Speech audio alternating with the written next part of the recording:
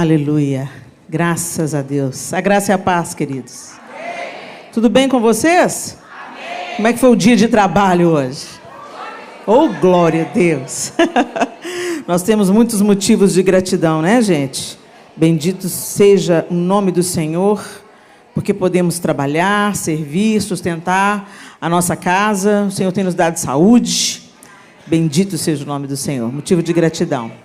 Que bom que você veio, que bom que você está aqui, para juntos nós continuarmos aprendendo aquilo que o Senhor quer nos ensinar, através desse tema tão relevante, que é servir com excelência.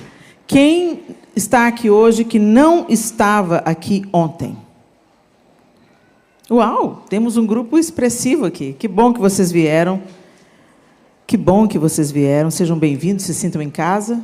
E nós, ontem, aprendemos com o serviço de Jesus. Ele é o nosso principal modelo. Então, na noite de ontem, nós nos debruçamos sobre o texto do Evangelho de João, no capítulo 13, onde nós podemos aprender com aquilo que Jesus estava ensinando aos seus discípulos, através do lava-pés, né? Ele lavando aos pés dos discípulos, ele estava ensinando um fundamento, um princípio, enfatizando o ensino, e a gente entendeu que o serviço é uma parte inerente, inseparável de ser cristão. O cristão serve porque fomos convocados a amar, e não há amor sem serviço. Quem ama tem uma atitude de amor, uma ação de amor. Nós somos movidos pelo amor, né? Então, inevitavelmente, não dá para dizer que ama quando não se serve, quando não se tem nenhuma atitude, nenhum tipo de ação, né? E hoje eu queria que você abrisse a sua Bíblia comigo, em 2 Reis, capítulo 5. O segundo livro dos Reis. Nós vamos ler o capítulo 5. Hoje eu vou usar a Almeida Revista e Atualizada, a versão Almeida Revista e Atualizada. Você pode abrir a sua Bíblia e nós vamos ter uma leitura extensa, então fique atento. 2 Reis 5, a partir do verso 1. A palavra de Deus diz assim: Naamã, comandante do exército do rei da Síria, era grande homem diante do seu senhor e de muito conceito, porque por ele o Senhor dera vitória à Síria. Era ele herói da guerra, porém leproso. Saíram tropas da Síria e da terra de Israel. Levaram cativa uma menina, que ficou ao serviço da mulher de Naamã. Disse ela à sua senhora: tomara o meu senhor estivesse diante do profeta que está em Samaria. Ele o restauraria da sua lepra. Então foi Naamã e disse ao seu senhor: assim e assim falou a jovem que é da terra de Israel.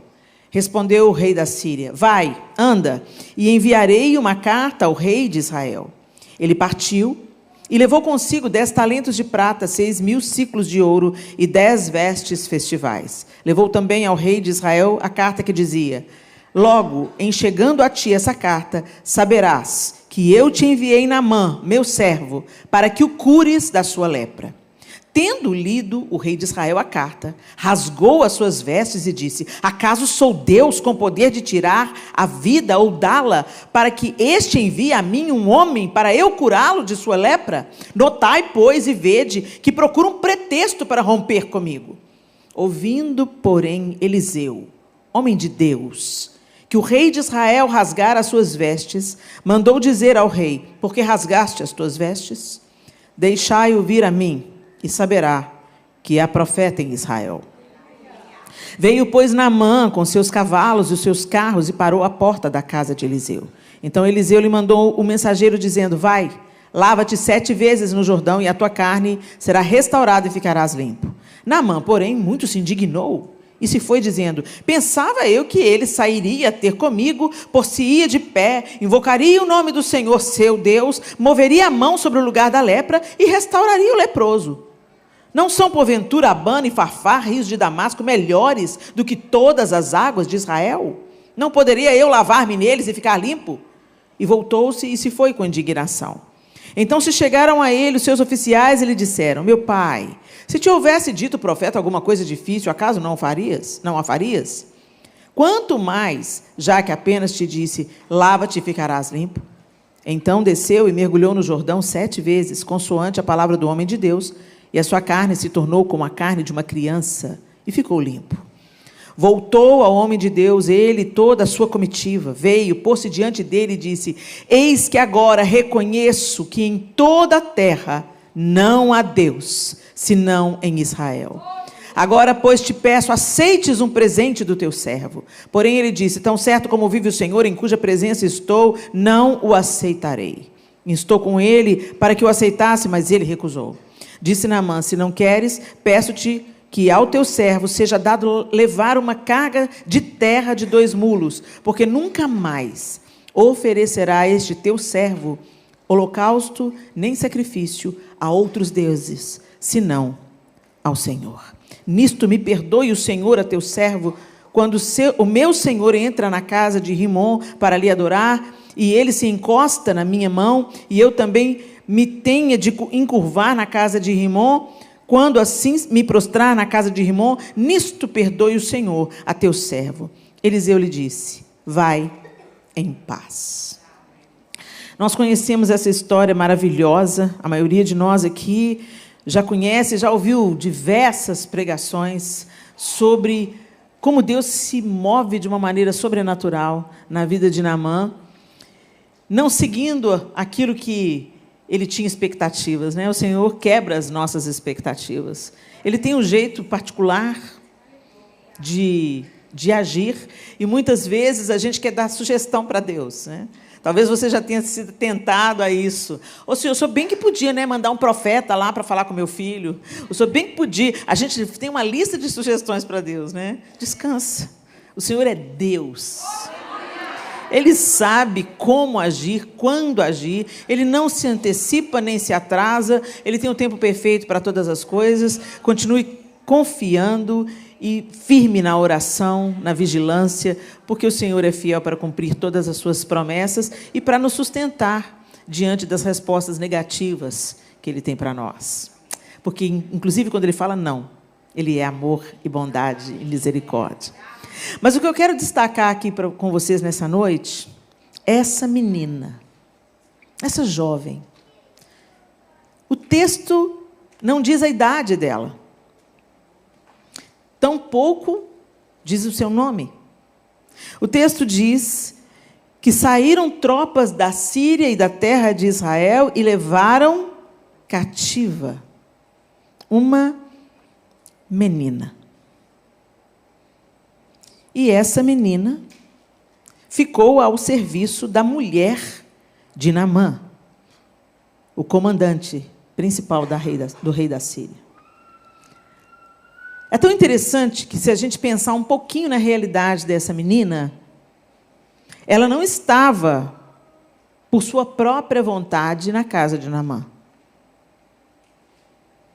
O texto disse para a gente que quando o Senhor dera vitória à Síria.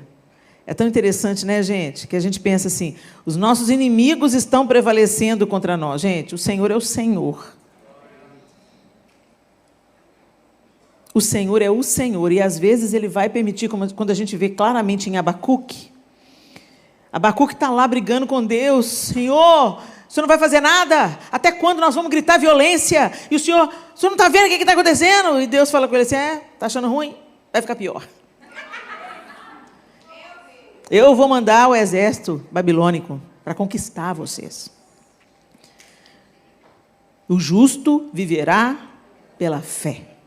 Não é pelas circunstâncias, não é pelo governo, não é pela moeda, é pela fé. E Deus estava executando juízo sobre o seu próprio povo. Ele pode fazer isso, gente? Pode. Então, hashtag fica a dica. A coisa está estreita? Vai para o arrependimento, gente. Vai para o arrependimento. Se Deus está permitindo que o nosso adversário avance contra nós, é porque nós precisamos de nos arrepender de alguma coisa.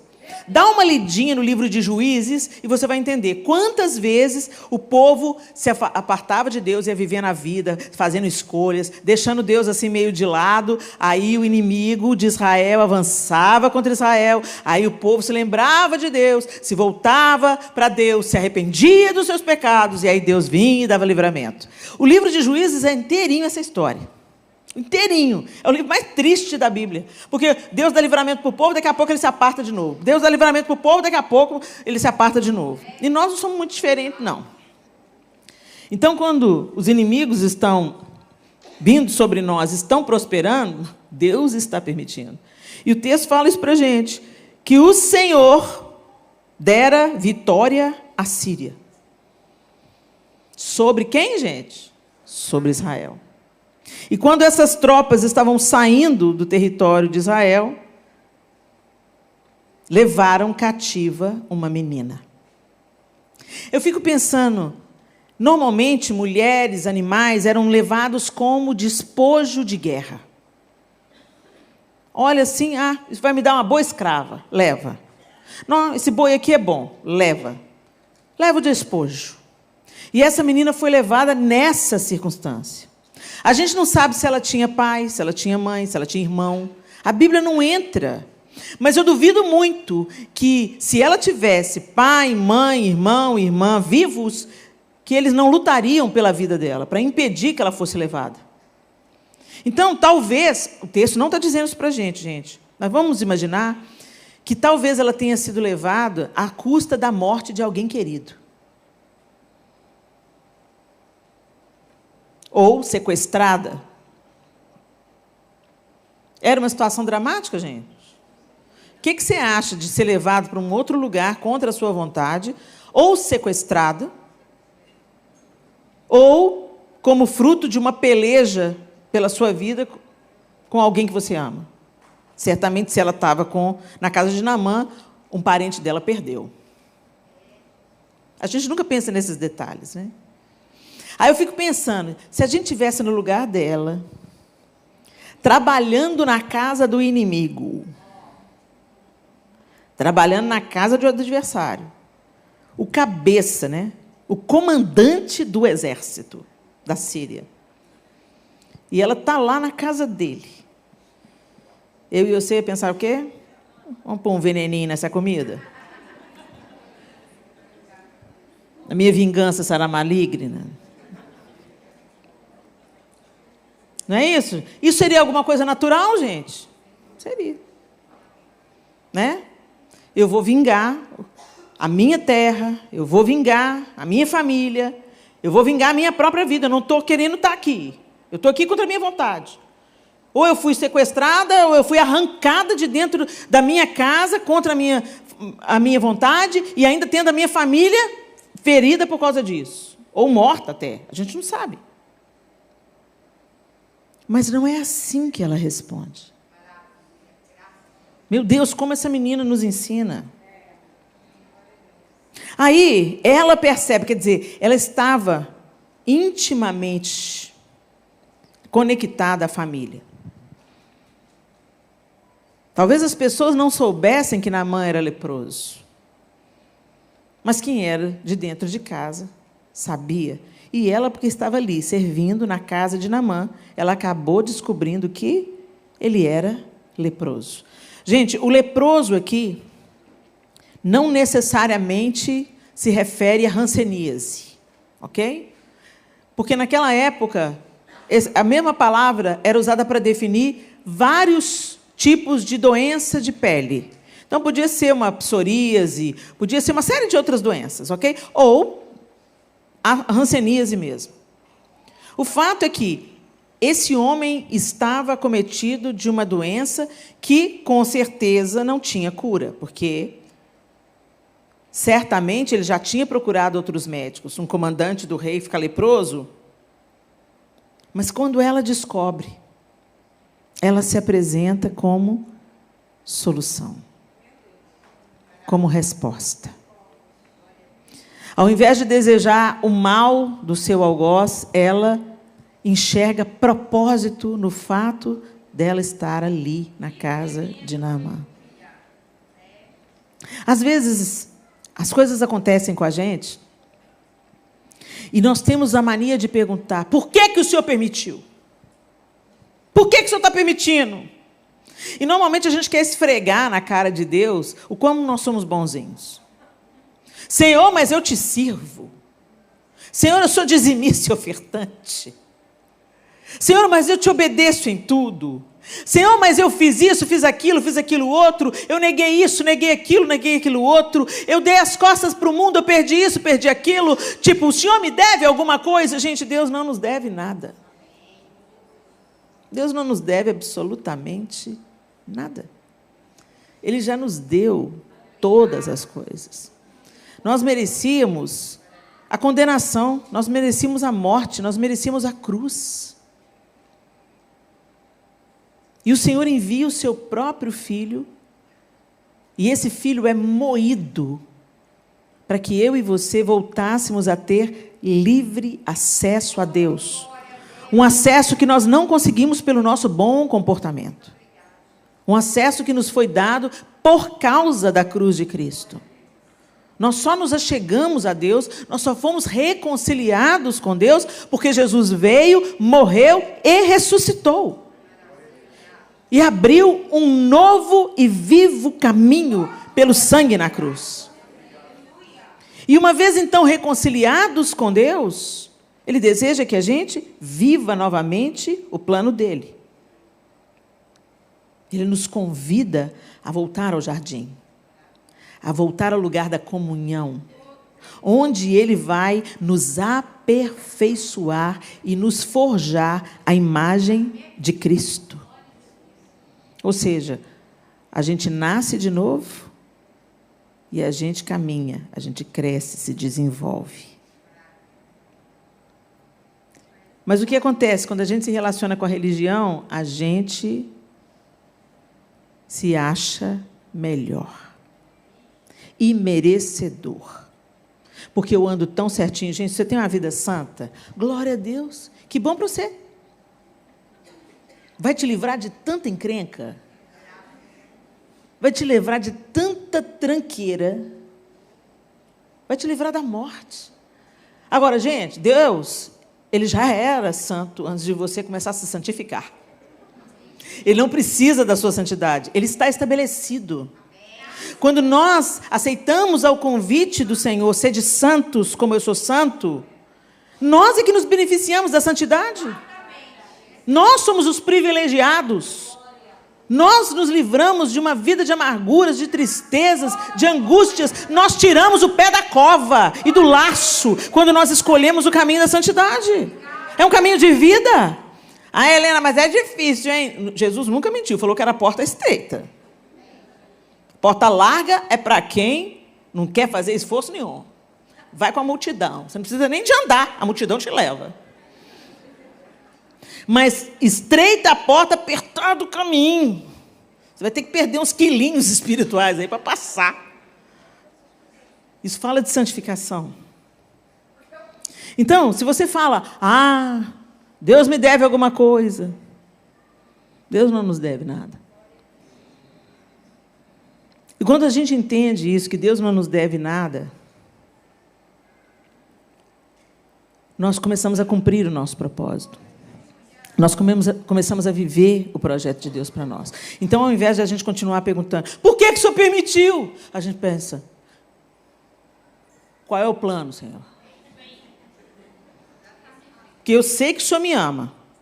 Que o Senhor já provou o seu amor, porque o Senhor deu o seu único filho para morrer, para me reconciliar com o Senhor. Então, eu estou segura no seu amor. Eu sigo confiante que o Senhor é soberano, porque a sua palavra diz que o Senhor é soberano. O Senhor não está medindo força com o diabo. Deixa eu te lembrar uma coisa. O Senhor é o Criador, Satanás é criatura. Ok? Ele tem a sua hierarquia de poder? Tem, não despreze isso. Mas ele não está acima do Senhor. E Deus não está demandando, sabe? Deus não está em queda de braço com Satanás, não, gente. Deus é Deus. O Criador de todas as coisas. Soberano sobre tudo e sobre todos. Onisciente, onipotente, onipresente. Nós precisamos de conhecer os atributos de Deus, para a gente não achar que Deus é um boneco, ou um Papai Noel, ou um bom velhinho, sabe? Uma pessoa assim, meio débil, que muda de ideia. Deus é imutável, Deus é verdadeiro, o Senhor é bom, Ele é fiel. Precisamos de voltar os nossos olhos para os seus atributos. E Ele é verdadeiro. E o que Ele falou, Ele vai cumprir. Então, quando a gente tem essa consciência sobre os atributos de Deus, descansamos na sua soberania. Então, a nossa pergunta muda. Qual que é o plano, Senhor? O Senhor está permitindo que eu passe por esse estreito aqui, o Senhor quer fazer alguma coisa. Essa menina, gente, ela tinha essa mente.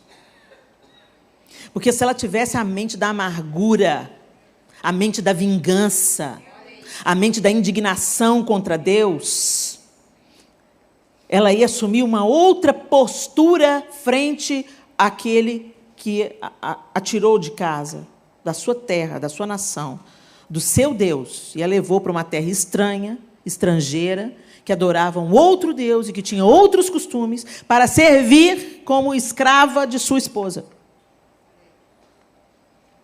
Ela não responde com amargura. Ela vê uma necessidade, a gente falou sobre isso ontem. Ela viu uma necessidade e ela se apresenta como solução, como resposta.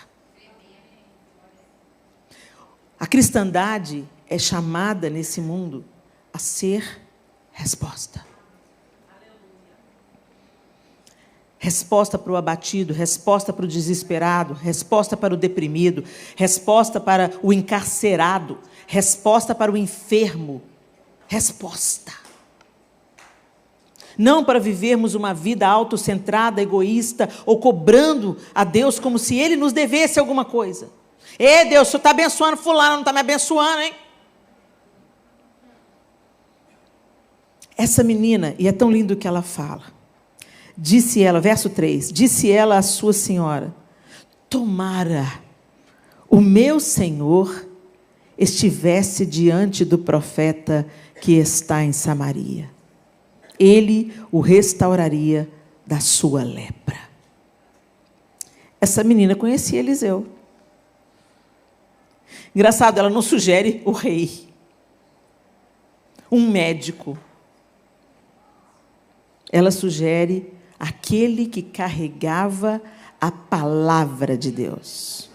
Ô, gente, vamos entender isso. O profeta, no contexto bíblico, o profeta não é aquele que sabe o seu número de identidade, nem o vidente que prevê o seu futuro. Na Bíblia, o profeta é o que carrega a palavra de Deus. A autoridade de Deus, a palavra de Deus está sobre o profeta. Ocasionalmente, Deus vai falar para esse profeta o que vai acontecer. Mas não é essa a principal característica do profeta. O profeta é o mensageiro que entrega para o povo de Deus a palavra de Deus. Então, deixa eu abrir um parênteses aqui. Para de fazer dos profetas de Deus videntes. Porque Satanás também dá dom. Satanás também dá poder, gente. Vocês sabem disso. Vocês sabem disso. E assim nascem as profetadas. Porque, às vezes, a pessoa tem um dom profético. O Senhor deu a ela um dom profético. Mas ela é gente. Ela não passa a ser um ser superior porque ela tem um dom, não. Ela é gente. Aí, de repente, a irmã vem, aqui, vamos orar. Vamos orar. Deus não te falou nada, não? Tem um recadinho de Deus para mim? O povo não quer abrir a Bíblia, mas quer ouvir o profeta. Não toma vergonha na cara, gente. Aquele povo naquela época não tinha a Bíblia escrita, não. Abra a Bíblia. Tanta gente trabalhou duro, com tradução, buscando no original, fizeram concílios para escolher os livros certos, para saber quais que eram inspirados, a palavra de Deus, inspirada, inerrante, poderosa, escrita, revelada na sua mão. Mas você quer caçar o profeta. Olha aqui, quando Deus quer te falar através da profecia, Ele sabe o seu endereço, bem. Deus te encontra.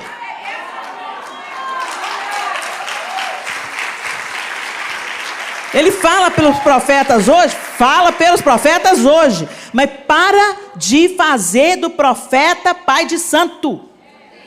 Para de fazer consulta profeta. Para. Porque tem homens e mulheres de Deus que estão caindo pela pressão, pela expectativa. Você não é profeta de Deus? Fala alguma coisa. Deus não me falou nada, eu vou falar o quê? Vou falar de coisa da minha carne? Coisa da minha alma? Se Deus não me falou nada, eu não posso falar nada? É profeta nada, hein? Ô, gente, vigia na vida. Fecha parênteses. Voltemos. Essa menina sabia que tinha um profeta em Samaria, que ele era um homem de Deus, que carregava a palavra de Deus, e ela sabia, se o meu Senhor, se Naamã for encontrar com Eliseu, ele vai conhecer o Senhor, ele vai conhecer o meu Deus, ele vai conhecer o poder do meu Deus, ele vai ser curado. Por quê? Porque Deus se manifesta através de Eliseu. Ela conhecia Eliseu, e mais que isso, ela conhecia o Deus de Israel, o Deus de Eliseu. Será que nós temos servido ao Senhor, meus irmãos e minhas irmãs, apontando, levando as pessoas para olharem para Deus? Ela não entregou um folheto, ela não falou para Naamã assim: Naamã, meu Senhor, você está leproso, se você não buscar o Deus de Israel, você vai queimar nas profundezas do inferno. Ela não fez isso. Às vezes a estratégia de muito evangelista é esse, né? O evangelismo do terror. Não, ela falou assim: você está com um problema físico, eu sei quem Deus pode usar. Vai lá procurar ele. E eu não sei mais, porque, gente, a Bíblia é um documento, né? Ela é bem objetiva nos seus relatos. Mas quando Naamã chega lá para falar com Eliseu, e Eliseu fala, nem sai, fala assim: ó, manda ele dar 7 mergulhos no Jordão, ele fica frustrado. Ele criou uma expectativa. Como assim? Só isso? Eu imaginei que você ia sair, o homem de Deus, ia sair, ia mover a mão sobre a ferida. Né? Por que ele criou essa expectativa? Será por quê? Normalmente, quando a gente cria uma expectativa, é porque a gente escutou alguma coisa antes. Será que foi só isso que a menina falou? Ou ela falou assim: nossa, Eliseu, hein? Quando ele conhecia Eliseu, uou, Eliseu já fez isso, fez aquilo outro, grandes feitos o Senhor fez através de Eliseu. Fala com ele, patroa, para ir lá procurar o Eliseu. A gente não sabe. O documento aqui falou para a gente que ela falou assim: ah, quem dera que ele conhecesse o homem de Deus que está em Samaria. Ele criou uma expectativa na cabeça dele. E chega lá, era tão bobo. Vai mergulhar no Jordão. Quem aqui já viu o Rio Jordão, gente? Gente, o Rio Jordão, ele é um rio estreito, lamacento. Dependendo do trecho dele, ele é barro puro. Lá da Jordânia, onde supostamente Jesus foi batizado, o local exato onde Jesus foi batizado, que fica em Betânia, além Jordão, ele é puro barro. É uma água assim que você olha para ela e fala: não quero entrar, não. Ele não é um rio caudaloso, sabe? Não é um Amazonas, não. É um rio comum, quase um córgo. Tem alguns lugares que ele é um pouco mais largo, mas na maioria do seu trecho, entendeu? Nada demais. Deus não precisa de grandes coisas, ele já é grande. E normalmente, via de regra, ele usa coisas pequenas, para que não fique dúvida de que é ele que está agindo. E aí, quando esse homem fala: peraí, no Jordão? Mas peraí, como assim? Na minha terra tem rios, lá em Damasco tem 2 rios muito melhores. E aí vem o pessoal: aqui, se ele tivesse mandado você fazer uma coisa difícil, você não faria? Vai lá, entra no rio. E ele dá os 7 mergulhos e sai curado. Quem fez? Deus. Através de quem? Eliseu. Mas quem apontou para Eliseu? A menina. E o que resultou isso tudo? Ok, ele foi curado. Mas quem cura, um dia morre. É ou não é? O Senhor pode nos curar. Um dia, Jesus ressuscitou Lázaro. Mas Lázaro está aí até hoje, gente? Não. Morreu. Vai ressuscitar junto com a gente. Não é assim? Mas algo muito maior aconteceu aqui. Quando ele sai do rio, ele vai até Eliseu e ele confessa: não há outro Deus. Não há outro Deus. Não foi apenas uma cura da lepra, foi uma cura da alma, do espírito de Naamã. Quando ele levantou do Jordão, não levantou mais o homem leproso, só na carne. A lepra do espírito também ficou dentro da água. Ele levantou daquela água com um outro olhar. Eis que agora reconheço que em toda a terra não há Deus senão em Israel. Agora, pois, te peço, aceites um presente do teu servo. E Eliseu fala o quê? Não. Lindeza, né, gente? Homem de Deus é homem de Deus. Ele sabia que não era mérito dele. Ele sabia que ele era apenas um instrumento, um canal, que Deus ia usar para fazer o que ele queria. E Deus queria alcançar Naamã. Ô, gente, eu queria saber a continuação da história. Oh, Senhor, por que você não deixou a gente saber? Quando esse homem voltou para casa, como é que foi? Eu fiquei curiosa, será que ele libertou a menina? Será que ele passou a tratar ela melhor por causa disso? Ô, gente, eu não sei o que Naamã fez com aquela menina. Eu não sei se ele honrou aquela menina, se ele recompensou aquela menina, como ele recompensou, ele tentou recompensar Eliseu. Eu não sei o que ele fez com aquela menina, mas eu sei o seguinte: essa menina cumpriu o propósito dela diante de Deus. E a nossa recompensa verdadeira, que não pode nos ser tirada, é a recompensa que vem do alto.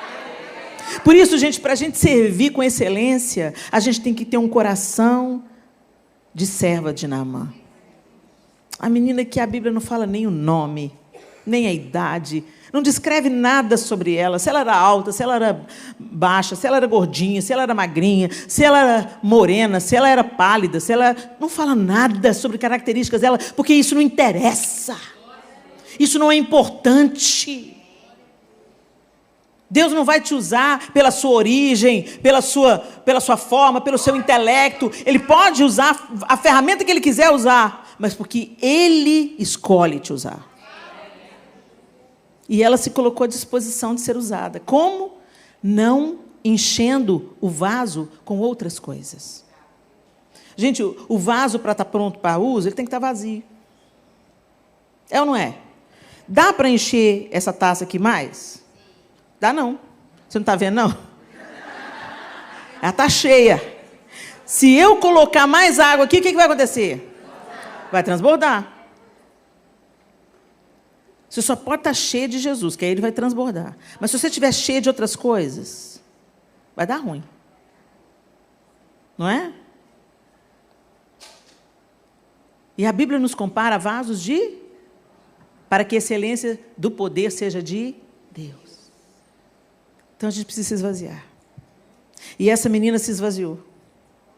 Ela se esvaziou do desejo de vingança, ela se esvaziou da raiva, ela se esvaziou da amargura, ela se esvaziou do ressentimento, para que ela fosse um vaso para a honra, um vaso que Deus podia encher e transbordar através da vida dela, na vida de Naamã, levando cura, não apenas cura física, mas cura espiritual para a casa de Naamã.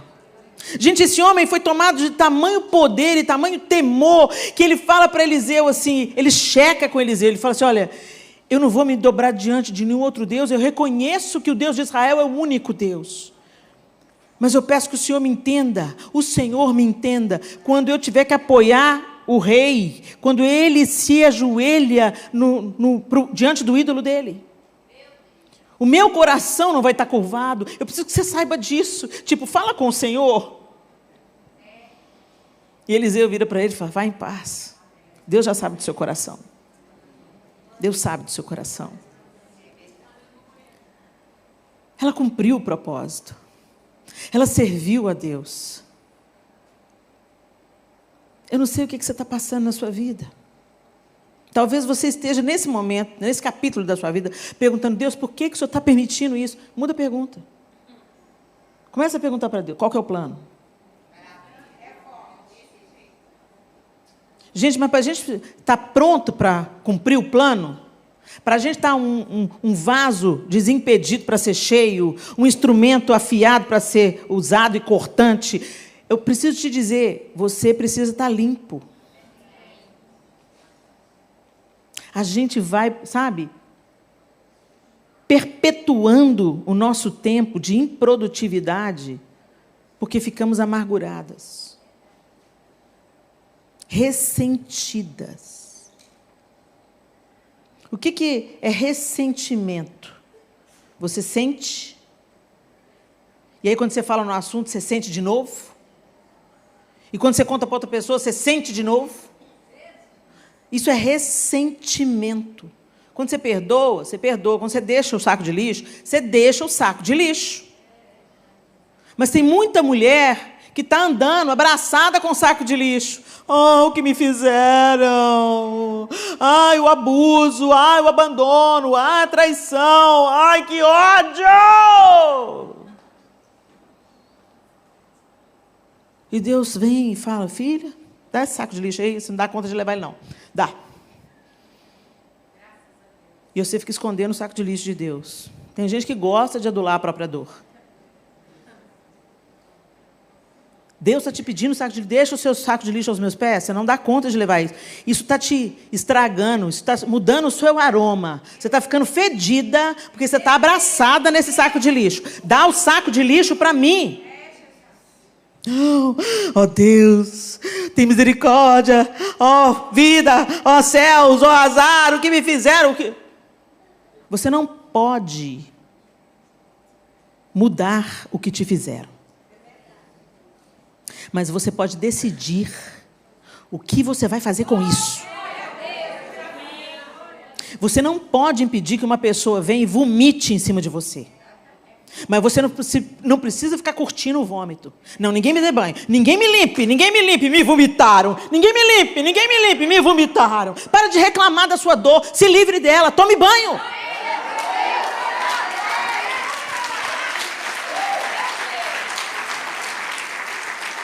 A gente fica se vitimizando. É ruim, Helena. Eu sei que foi ruim, eu também passei por dores. Eu passei por muitas dores, passo por muitas dores. As pessoas te ferem. Eu fui molestada sexualmente durante 8 anos da minha infância. Eu vou ficar carregando esse saco de lixo? Não. Eu não posso mudar o que aconteceu, mas isso pode ser transformado para a glória de Deus. É esse o poder que o nosso Deus tem, de pegar maldição e transformar em bênção. Mas você tem que deixar Ele fazer essa obra. Você tem que dar espaço para Ele agir. Você tem que dar, sabe? Tira os entulhos, tira o saco de lixo. Senhor, eu não dou conta disso aqui não. Toma, eu deixo aos pés da sua cruz. Eu renuncio à dor, eu renuncio ao abuso, eu renuncio àquilo que me fizeram. E eu tomo posse, eu tomo banho no teu sangue, Jesus, que me purifica de toda injustiça, de todo pecado, que me habilita a amar, que me habilita a perdoar, que me capacita a seguir, apesar de qualquer coisa que tentou me embaraçar.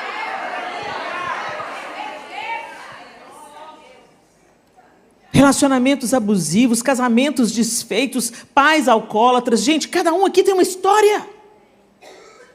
Se eu for dar um microfone aqui nessa noite, nós vamos ouvir uma história triste de cada um. Às vezes você acha, olha para a vida do outro, nossa, que vida bonita, que vida linda. Você vê só uma parte da moeda, querida. Muitas vezes a vida linda foi construída em cima de ruínas. Deus teve que, quebrar tudo. Limpar o terreno e começar tudo de novo.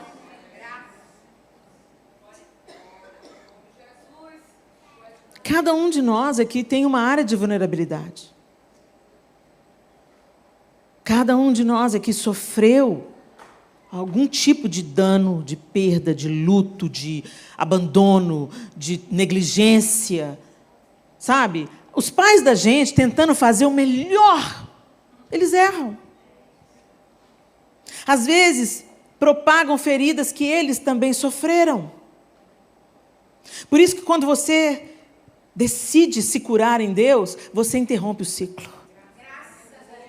Você para de propagar o fogo.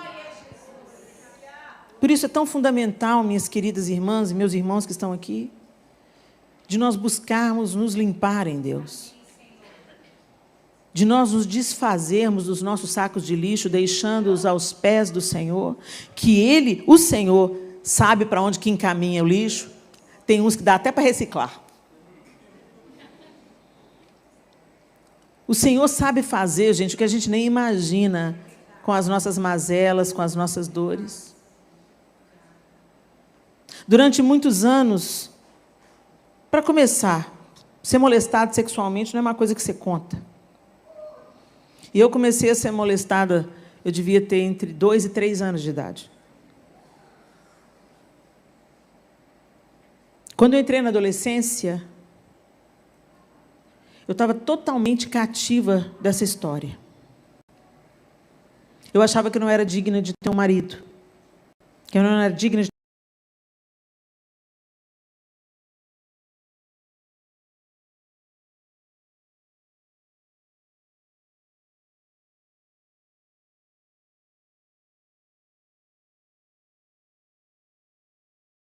ter uma família.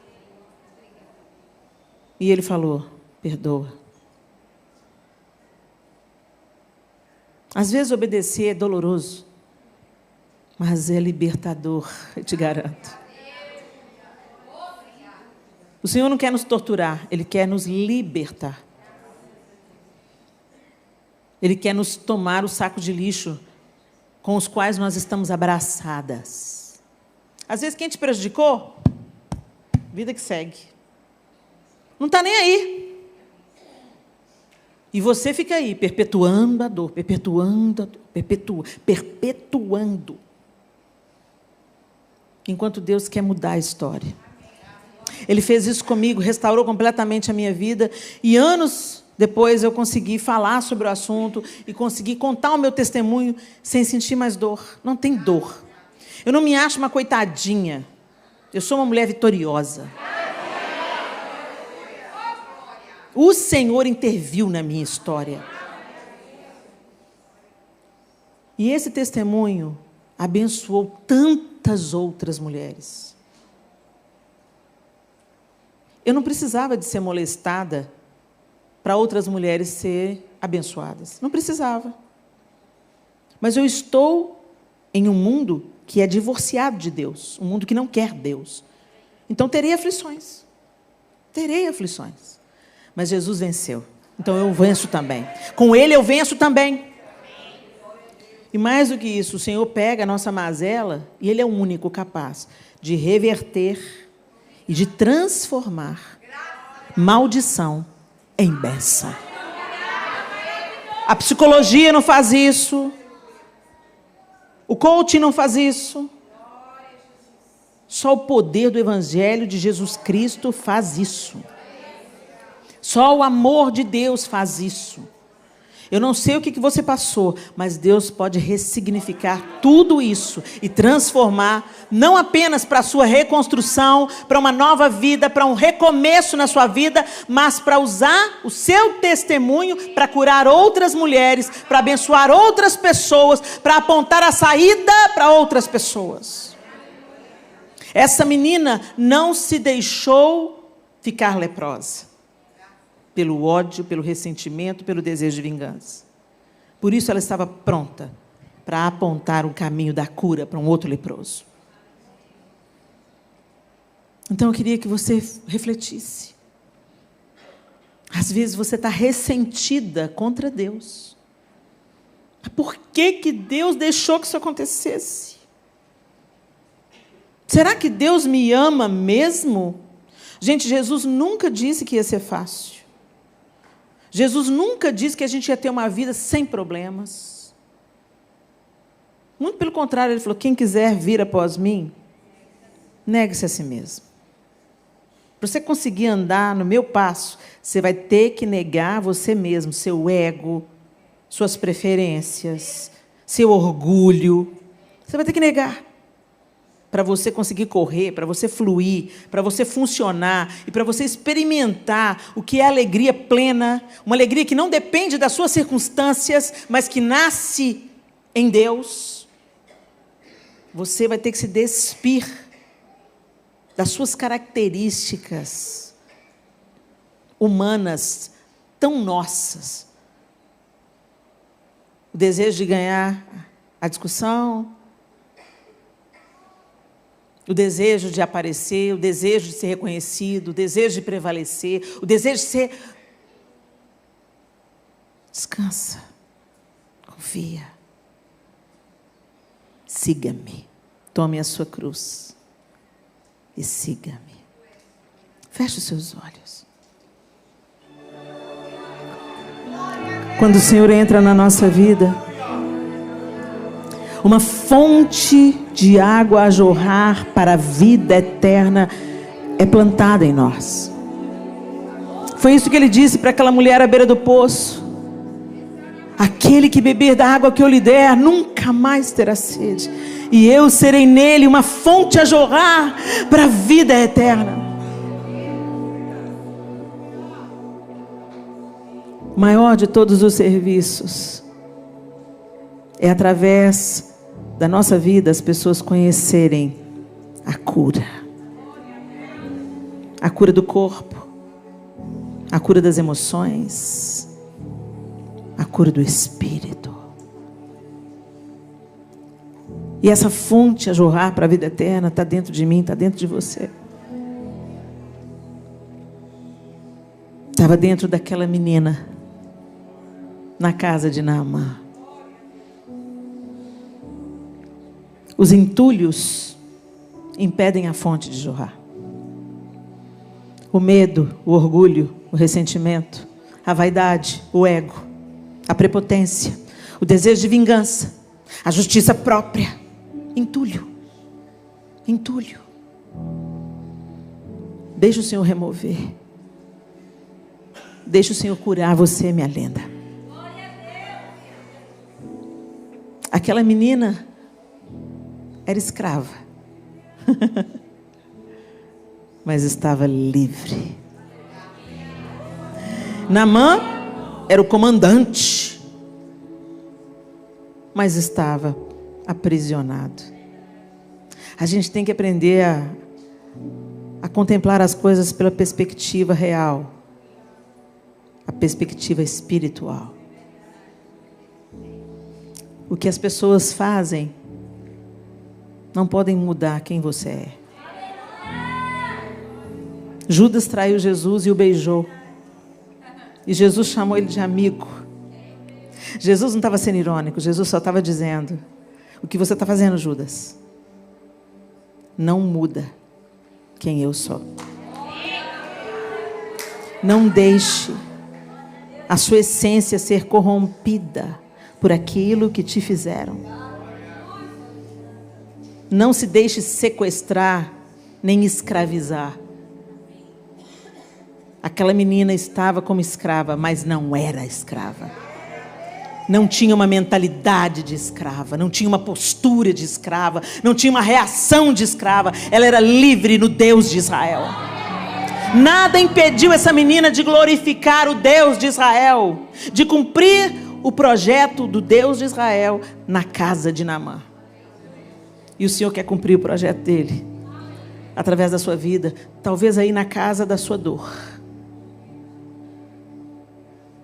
na casa da adversidade. O Senhor quer manifestar a sua glória através do seu coração perdoador e da fonte a jorrar para a vida eterna. Que você seja como aquela menina, um jardim fechado, regado, abundante. Que a sua vida leve vida para a glória de Deus. Deus abençoe você.